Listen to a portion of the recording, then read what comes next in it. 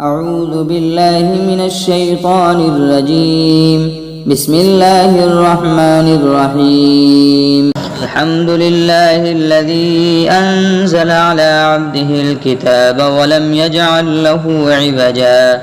قيما لينذر بأسا شديدا من لدنه ويبشر المؤمنين الذين يعملون الصالحات أن لهم أجرا حسنا ماكثين فيه أبدا وينذر الذين قالوا اتخذ الله ولدا ما لهم به من علم ولا لآبائهم كبرت كلمة تخرج من أفواههم إن يقولون إلا كذبا فلعلك باخع نفسك على آثارهم إن لم يؤمنوا بهذا الحديث أسفا إنا جعلنا ما على الأرض زينة لها لنبلوهم أيهم أحسن عملا وإنا لجاعلون ما عليها سعيدا جرزا أم حسبت أن أصحاب الكهف والرقيم كانوا من آياتنا عجبا إذ أوى الفتية إلى الكهف فقالوا ربنا آتنا من لدنك رحمة وهيئ لنا من أمرنا رشدا فضربنا على آذانهم في الكهف سنين عددا ثم بعثناهم لنعلم أي الحزبين يحصى لما لبثوا أمدا نحن نقص عليك نبأهم بالحق إنهم فتية آمنوا بربهم وزدناهم هدى وربطنا على قلوبهم إذ قاموا فقالوا ربنا رب السماوات والأرض لن ندعو من دونه إلها لقد قلنا إذا شططا هؤلاء قوم اتخذوا من دونه آلهة لولا ياتون عليهم بسلطان بين فمن أظلم ممن افترى على الله كذبا وإذ اعتزلتموهم وما يعبدون إلا الله فأووا إلى الكهف ينشر لكم ربكم من رحمة ويهيئ لكم من أمركم مرفقا وترى الشمس إذا طلعت تزاور عن كهفهم ذات اليمين وإذا غربت تقرضهم ذات الشمال وهم في فجوة منه ذلك من آيات الله من يهد الله فهو المهتد ومن يضلل فلن تجد له وليا مرشدا وتحسبهم أيقاظا وهم رقود ونقلبهم ذات اليمين وذات الشمال وكلبهم باسط ذراعيه بالوصيد لو اطلعت عليهم لوليت منهم فرارا ولملئت منهم رعبا وكذلك بعثناهم ليتساءلوا بينهم قال قائل منهم كم لبثتم قالوا لبثنا يوما أو بعض يوم قالوا ربكم أعلم بما لبثتم فابعثوا أحدكم بورقكم هذه إلى المدينة فلينظر أيها أزكى طعاما فليأتكم برزق منه وليتلطف ولا يشعرن بكم أحدا إنهم إن يظهروا عليكم يرجموكم أو يعيدكم في ملتهم ولن تفلحوا إذا أبدا وكذلك عثرنا عليهم ليعلموا أن وعد الله حق وأن الساعة لا ريب فيها إذ يتنازعون بينهم أمرهم فقالوا ابنوا عليهم بنيانا ربهم أعلم بهم قال الذين غلبوا على أمرهم لنتخذن عليهم مسجدا سيقولون ثلاثة رابعهم كلبهم ويقولون خمسة سادسهم كلبهم رجما بالغيب ويقولون سبعة وثامنهم كلبهم قل ربي أعلم بعدتهم ما يعلمهم إلا قليل فلا تمار فيهم إلا مراء ظاهرا ولا تستفت فيهم منهم أحدا ولا تقولن لشيء إني فاعل ذلك غدا إلا أن يشاء الله واذكر ربك إذا نسيت وقل عسى أن يهديني ربي ليقرب من هذا رشدا ولبثوا في كهفهم 300 سنين وازدادوا 9 قل الله أعلم بما لبثوا له غيب السماوات والأرض أبصر به وأسمع ما لهم من دونه من ولي ولا يشرك في حكمه أحدا واتل ما أوحي إليك من كتاب ربك لا مبدل لكلماته ولن تجد من دونه ملتحدا واصبر نفسك مع الذين يدعون ربهم بالغداة والعشي يريدون وجهه ولا تعد عيناك عنهم تريد زينة الحياة الدنيا ولا تطع من أغفلنا قلبه عن ذكرنا واتبع هواه وكان أمره فرطا وقل الحق من ربكم فمن شاء فليؤمن ومن شاء فليكفر إنا أعتدنا للظالمين نارا أحاط بهم سرادقها وإن يستغيثوا يغاثوا بماء كالمهل يشوي الوجوه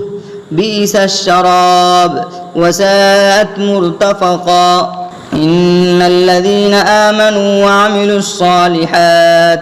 وعملوا الصالحات إنا لا نضيع أجر من أحسن عملا أولئك لهم جنات عدن تجري من تحتهم الأنهار يحلون فيها من أساور من ذهب ويلبسون ثيابا خضرا من سندس واستبرق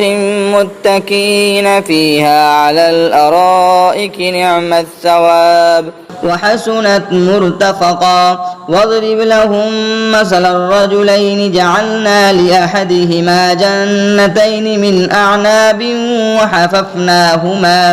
وحففناهما بنخل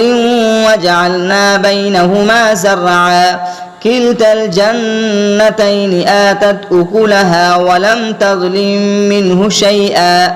وفجرنا خلالهما نهرا وكان له ثمر فقال لصاحبه وهو يحاوره أنا أكثر منك مالا وأعز نفرا ودخل جنته وهو ظالم لنفسه قال ما أظن أن تبيد هذه أبدا وما أظن الساعة قائمة ولئن رددت إلى ربي لأجدن خيرا منها منقلبا قال له صاحبه وهو يحاوره وكفرت بالذي خلقك من تراب ثم من نطفة ثم سواك رجلا لكن هو الله ربي ولا أشرك بربي أحدا ولولا إذ دخلت جنتك قلت ما شاء الله لا قوة إلا بالله إن ترني أنا أقل منك مالا وولدا فعسى ربي أن يؤتيني خيرا من جنتك ويرسل عليها حسبانا من السماء فتصبح سعيدا زلقا أو يصبح ماؤها غورا فلن تستطيع له طلبا وأحيط بثمره فأصبح يقلب كفيه على ما أنفق فيها وهي خاوية على عروشها ويقول يا ليتني لم أشرك بربي أحدا ولم تكن له فئة ينصرونه من دون الله وما كان منتصرا هنالك الولاية لله الحق هو خير ثوابا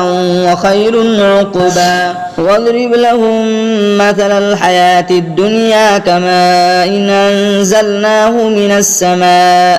من السماء فاختلط به نبات الأرض فأصبح حسيما تذروه الرياح وكان الله على كل شيء مقتدرا المال والبنون زينة الحياة الدنيا والباقيات الصالحات خير عند ربك ثوابا وخير أملا ويوم نسير الجبال وترى الأرض بارزة وحشرناهم فلم نغادر منهم أحدا وعرضوا على ربك صفا لقد جئتمونا كما خلقناكم أول مرة بل زعمتم أن لن نجعل لكم موعدا ووضع الكتاب فترى المجرمين مشفقين مما فيه ويقولون يا ويلتنا ما لهذا الكتاب لا يغادر صغيرة ولا كبيرة إلا أحصاها ووجدوا ما عملوا حاضرا ولا يظلم ربك أحدا وإذ قلنا للملائكة اسجدوا لآدم فسجدوا إلا إبليس كان من الجن ففسق عن أمر ربه أفتتخذونه وذريته أولياء من دوني وهم لكم عدو بئس للظالمين بدلا ما أشهدتهم خلق السماوات والأرض ولا خلق أنفسهم وما كنت متخذ المضلين عزدا ويوم يقول نادوا شركائي الذين زعمتم فدعوهم فلم يستجيبوا لهم وجعلنا بينهم موبقا ورأى المجرمون النار فظنوا أنهم مواقعوها ولم يجدوا عنها مصرفا ولقد صرفنا في هذا القرآن للناس من كل مثل وكان الإنسان أكثر شيء جدلا وما منع الناس أن يؤمنوا إذ جاءهم الهدى ويستغفروا ربهم إلا أن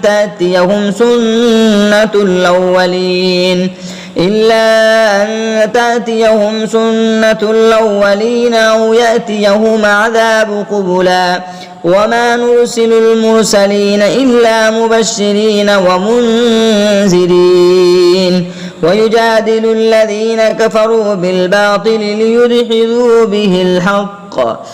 الحق واتخذوا آياتي وما أنذروا هزوا ومن أظلم ممن ذكر بآيات ربه فأعرض عنها ونسي ما قدمت يداه إنا جعلنا على قلوبهم أكنة أن يفقهوه وفي آذانهم وإن تدعوهم إلى الهدى فلن يهتدوا إذا أبدا وربك الغفور ذو الرحمة لو يؤاخذهم بما كسبوا لعجل لهم العذاب بل لهم موعدا لن يجدوا من دونه موئلا وتلك القرى أهلكناهم لما ظلموا وجعلنا لمهلكهم موعدا وإذ قال موسى لفتاه لا أبرح حتى أبلغ مجمع البحرين أو أمضي حقبا فلما بلغا مجمع بينهما نسيا حوتهما فاتخذ سبيله في البحر سربا فلما جاوزا قال لفتاه آتنا غداءنا لقد لقينا من سفرنا هذا نصبا قال أرأيت إذا وينا إلى الصخرة فإني نسيت الحوت وما أنسانيه إلا الشيطان أن أذكره واتخذ سبيله في البحر عجبا قال ذلك ما كنا نبغي فارتد على آثارهما قصصا فوجدا عبدا من عبادنا آتيناه رحمة من عندنا وعلمناه من لدنا علما قال له موسى هل أتبعك على أن تعلمني مما علمت رشدا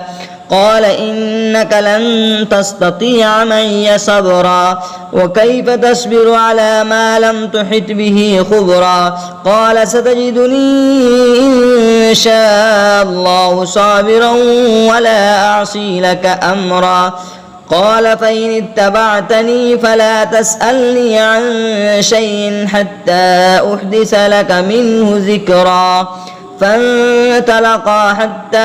إذا ركبا في السفينة خرقها قال خرقتها لتغرق أهلها لقد جئت شيئا إمرا قال لم أقل إنك لن تستطيع معي صبرا قال لا تؤاخذني بما نسيت ولا ترهقني من أمري عسرا فانطلقا حتى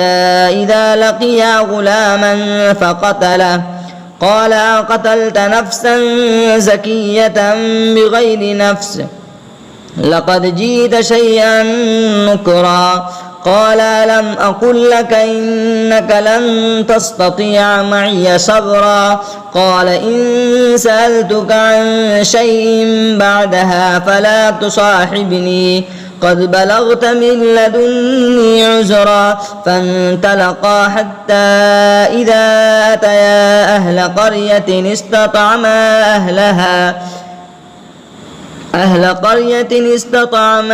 أهلها فابوا أن يضيفوهما فوجدا فيها جدارا يريد أن ينقض فأقامه قال لو شئت لاتخذت عليه أجرا قال هذا فراق بيني وبينك سأنبئك بتأويل ما لم تستطع عليه صبرا أما السفينة فكانت لمساكين يعملون في البحر فأردت أن أعيبها وكان وراءهم ملك يأخذ كل سفينة غصبا وأما الغلام فكان أبواه مؤمنين فخشينا أن يرهقهما طغيانا وكفرا فأردنا أن يبدلهما ربهما خيرا منه زكاة وأقرب رحما وأما الجدار فكان لغلامين يتيمين في المدينة وكان تحته كنز لهما وكان أبوهما صالحا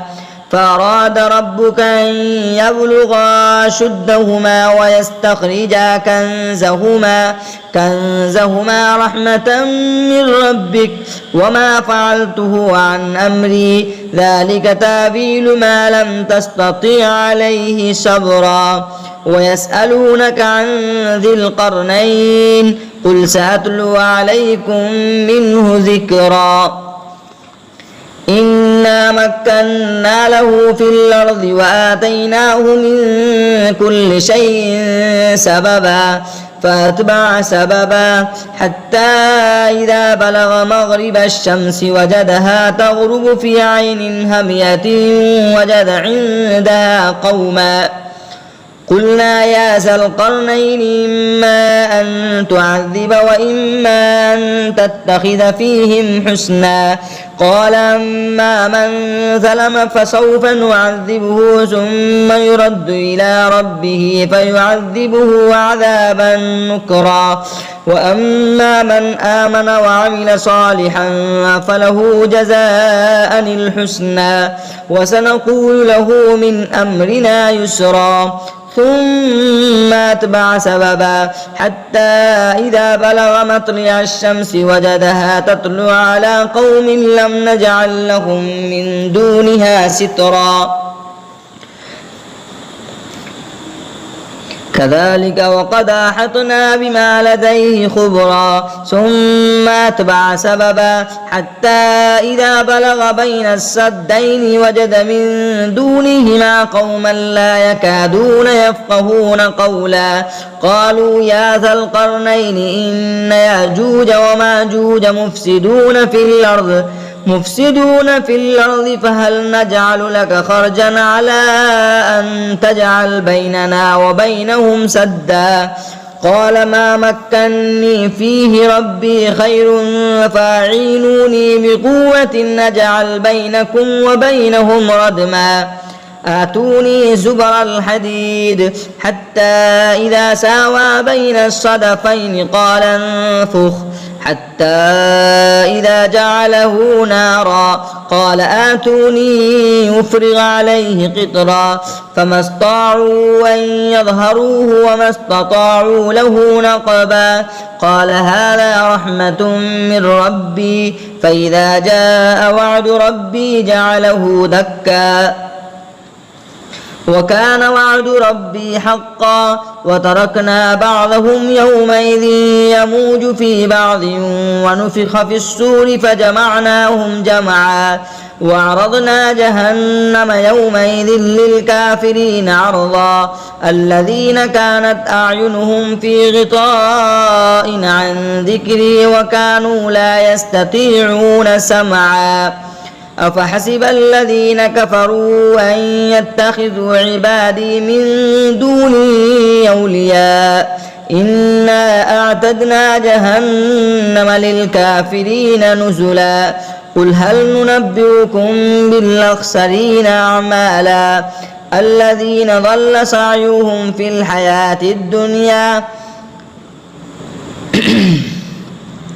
الذين ضل سعيهم في الحياة الدنيا وهم يحسبون أنهم يحسنون صنعا أولئك الذين كفروا بآيات ربهم ولقائه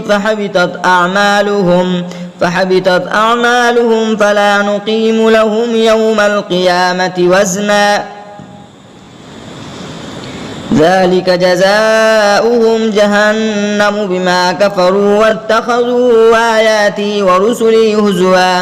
إن الذين آمنوا وعملوا الصالحات كانت لهم جنات الفردوس نزلا خالدين فيها لا يبغون عنها حبلا قل لو كان البحر مدادا لكلمات ربي لنفد البحر قبل أن تنفد كلمات ربي ولو جئنا بمثله مددا قل إنما أنا بشر مثلكم يوحى إلي أنما إلهكم إله واحد فمن كان يرجو لقاء ربه فليعمل عملا صالحا ولا يشرك بعبادة ربه أحدا صدق الله العظيم.